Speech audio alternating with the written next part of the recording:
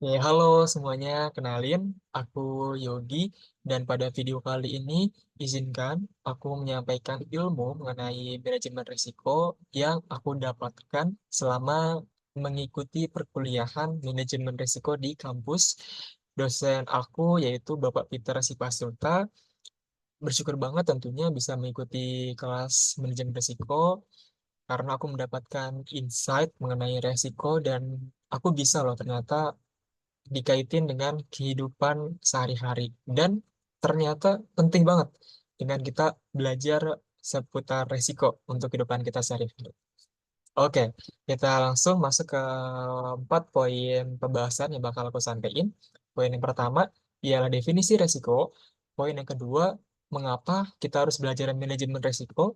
Poin yang ketiga, jenis-jenis 8 resiko perbankan yang harus diketahui. Poin yang keempat ialah langkah-langkah pengelolaan resiko. Oke, kita samain dulu persepsinya dari definisi resiko, bahwa resiko ini adalah potensi terjadinya kerugian yang dapat timbul dari proses kegiatan saat sekarang atau kejadian di masa mendatang. Nah, ini kerugian aku sengaja highlight karena resiko ini sebagian besarnya impact-nya akan menimbulkan kerugian. Jadi, kerugian ini bisa dikonversi ke dalam bentuk dolar ataupun rupiah, sehingga resiko paling terjadi di sektor perbankan. Loh, mengapa? Di sini aku ambil 2 contoh kasus dari perbankan yang mengalami masalah.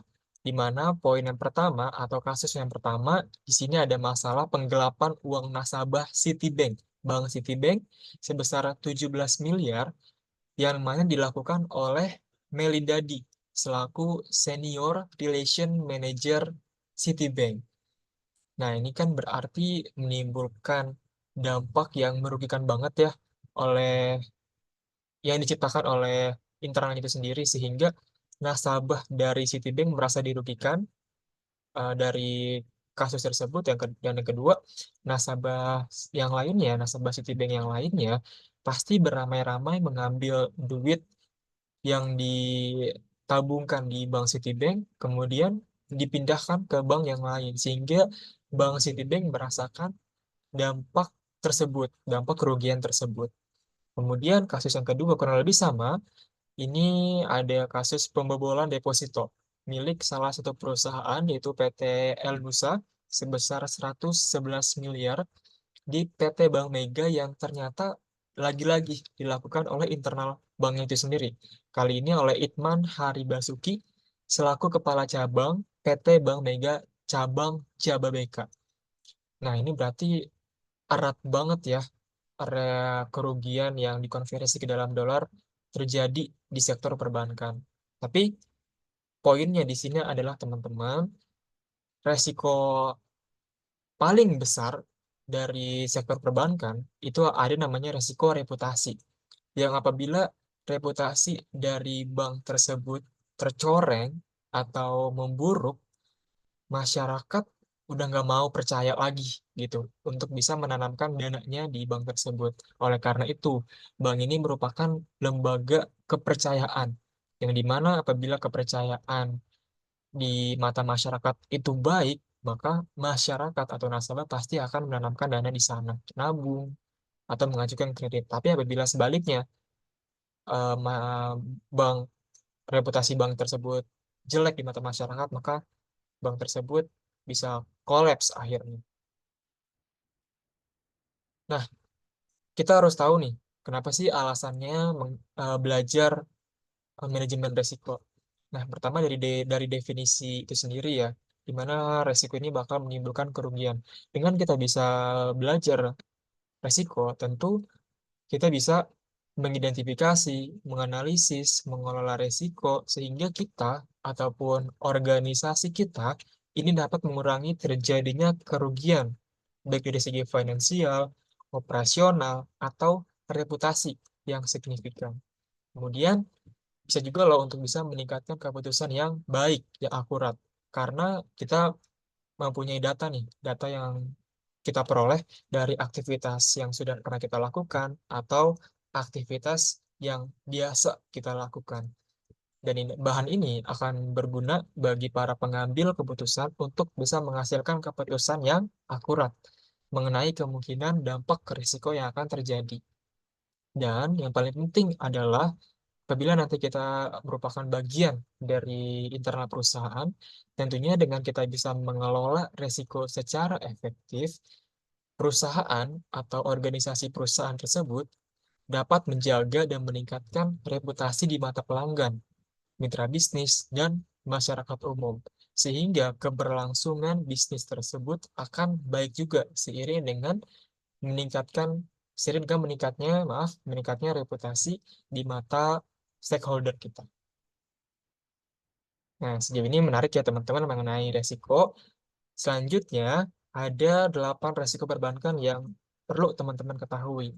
Pertama, resiko kredit. Kedua, resiko pasar. Tiga, resiko likuiditas. Empat, resiko operasional. Lima, resiko hukum. Enam, resiko strategi.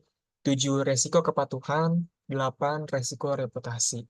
Nah, dari 8 resiko ini ada yang menarik.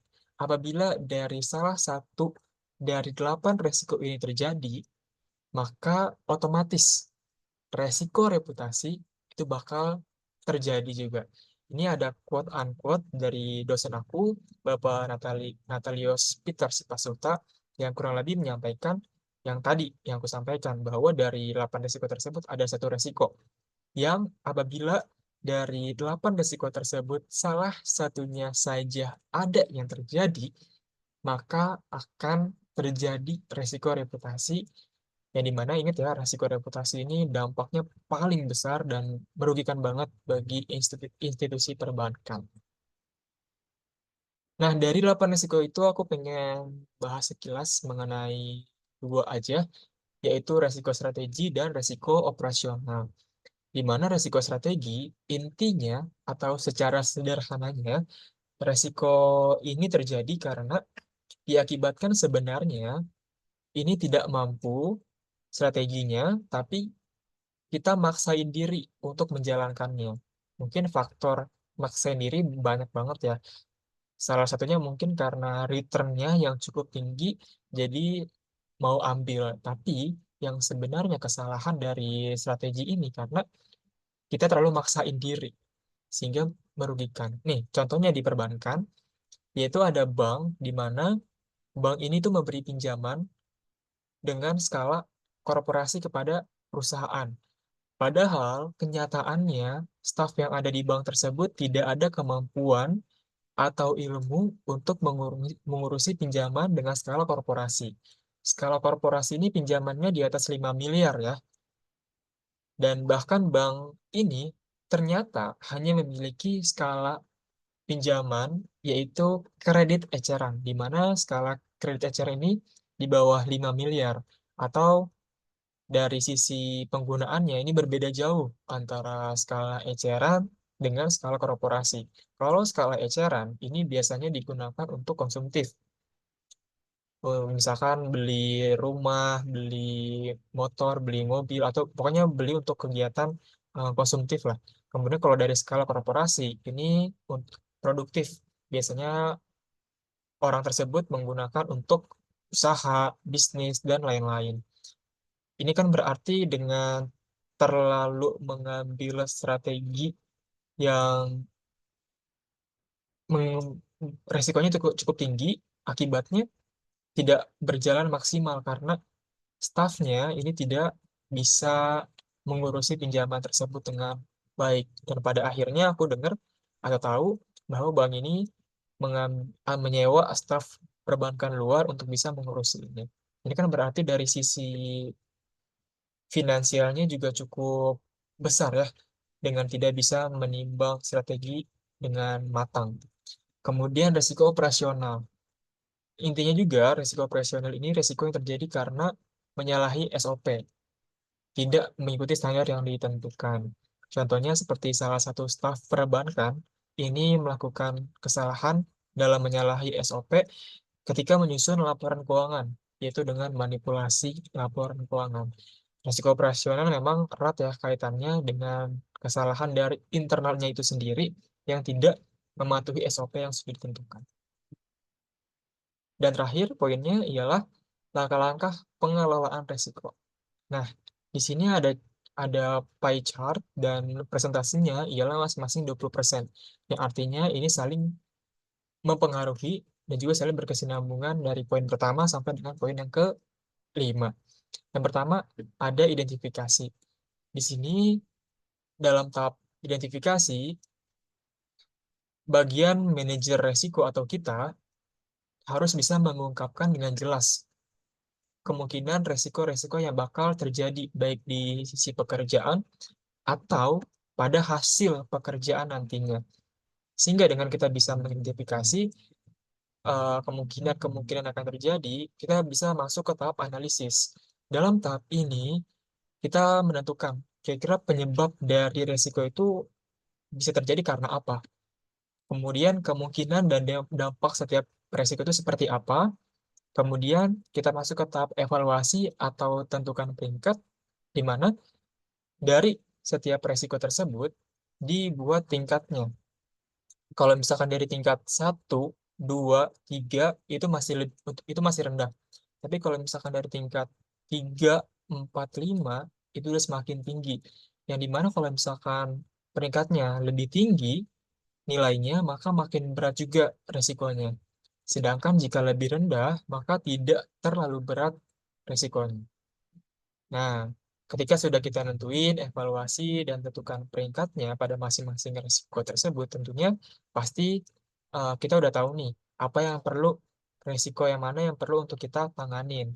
Nah, maka dari itu harus dalam tahap tanggapi atau tangani, dibuat plan untuk menangani resiko tersebut atau memodifikasi resiko untuk mencapai tingkat resiko yang dapat diterima dan diimplementasikan. Artinya sudah dibuat rencana dan kemudian masuk ke tahap pantau. Ini sudah mulai jalan rencana tersebut dan ditinjau di tahap ini untuk memastikan tingkat resiko itu masih dapat diterima. Menurutku ya, kalau misalkan masih belum berhasil, plan tersebut bisa dimulai di tahap evaluasi lagi atau masuk ke tahap tanggapi atau tangani. Atau kalau misalkan mau diulang lagi dari tahap awal juga bisa di tahap identifikasi. Dari awal lagi sampai ke tahap pantau. Kalau menurutku tahap ini merupakan tahap yang cukup linear ya. Jadi masih bisa berkesinambungan dan masih bisa untuk diputar-putar lagi untuk cari-cari masalah yang tepat dan menghasilkan solusi yang tepat. Seperti itu. Kurang lebih itu, teman-teman, ilmu yang bisa aku sampaikan mengenai risiko dalam video kali ini. Semoga teman-teman semua dapat insight-nya dan bisa kalau misalkan ada yang mau ditanyakan, langsung aja di kolom chat. Nanti aku kalau ada waktu bisa aku balas. Dan semoga enjoy di video kali ini. Jangan lupa untuk praktekin juga ilmu-ilmu mengenai risiko dalam kehidupan sehari-hari. Mungkin itu aja. Aku akhiri, teman-teman. Wassalamualaikum warahmatullahi wabarakatuh.